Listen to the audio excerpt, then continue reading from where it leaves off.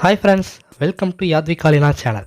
மழைக்காலம் உடல் பலவீனமாக உள்ளவங்களுக்கும் ஏற்கனவே ஏதேனும் வியாதியால் அவதிப்படுறவங்களுக்கும் ஒரு சவாலான காலம்தான் இந்த மழைக்காலம்.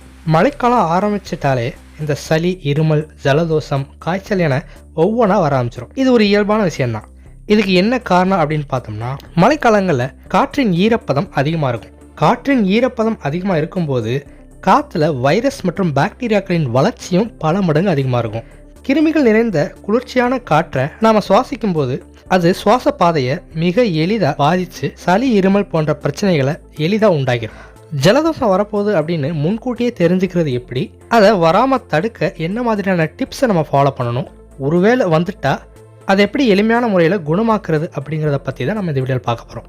வீடியோக்குள்ளே போகிறதுக்கு முன்னாடி நம்ம சேனல் யாராவது சப்ஸ்கிரைப் பண்ணாமல் இருந்தீங்கன்னா மறக்காமல் சப்ஸ்கிரைப் பண்ணிக்கோங்க. கூடவே பக்கத்தில் இருக்க பெல் பட்டனையும் கிளிக் பண்ணிக்கோங்க. அப்போ தான் நம்ம சேனலில் போகிற அடுத்தடுத்த வீடியோஸ் உங்களுக்கு வந்துகிட்டே இருக்கும்.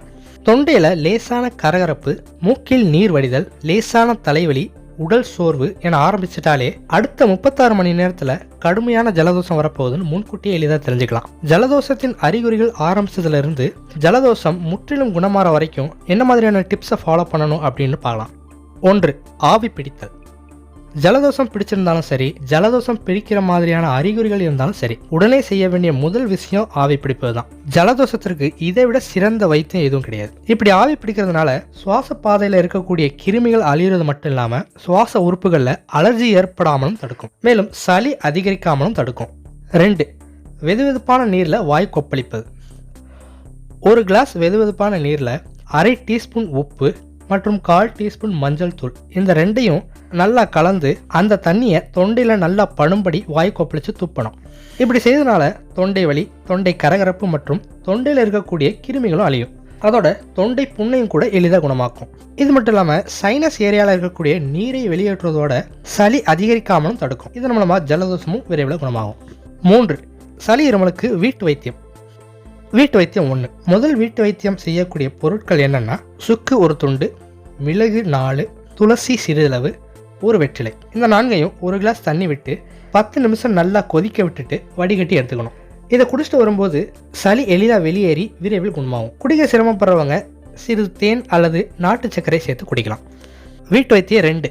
இதுக்கு தேவையான பொருட்கள் என்னென்னா, 1/2 டேபிள் ஸ்பூன் இஞ்சி சாறு, 1/2 டேபிள் ஸ்பூன் எலுமிச்சை சாறு, 1/4 டேபிள் ஸ்பூன் மஞ்சள் தூள், 1 டேபிள் ஸ்பூன் தேன், 3 டேபிள் ஸ்பூன் மிளகு, 1 கிராம்பு.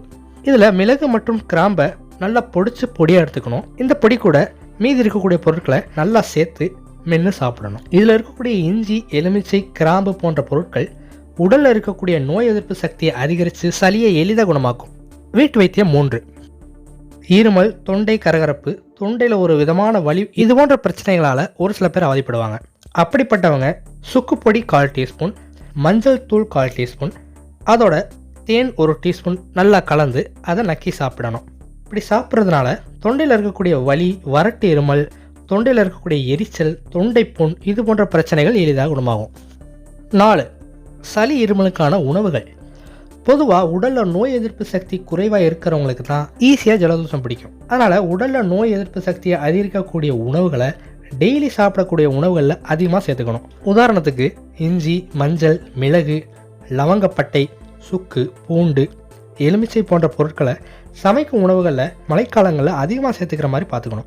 2 மணி நேரத்துக்கு ஒரு முறை இஞ்சி டீ, லெமன் டீ, துளசி டீ போன்ற டீக்களை குடிச்சிட்டு வரலாம். இது மட்டும் இல்லாமல் கற்பூரவள்ளி இலைன்னு சொல்லக்கூடிய ஓமவல்லி இலை ஜலதோஷத்துக்கு நல்ல தீர்வை கொடுக்கக்கூடியது. குழந்தைகள் முதல் பெரியவர்கள் வரை எல்லாருமே இந்த இலையை பயன்படுத்திட்டு வரலாம். இதையும் டீயாக குடிச்சிட்டு கூட வரலாம். நைட் தூங்குறதுக்கு முன்னாடி மஞ்சள் மற்றும் மிளகு கலந்த பாலை குடிக்கலாம். இது உடலில் இருக்கக்கூடிய நோய் எதிர்ப்பு சக்தியை அதிகரித்து சளி எளிதாக வெளியேற உதவி செய்யும்.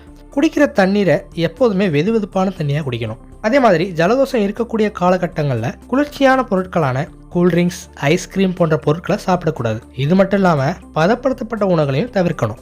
இன்னொரு சில பேருக்கு பாலும் பால் சார்ந்த பொருட்களும் கூட கபத்தை அதிகரிக்கும். அப்படிப்பட்டவங்க மட்டும் பால் மற்றும் பால் சார்ந்த பொருட்களையும் தவிர்க்கணும்.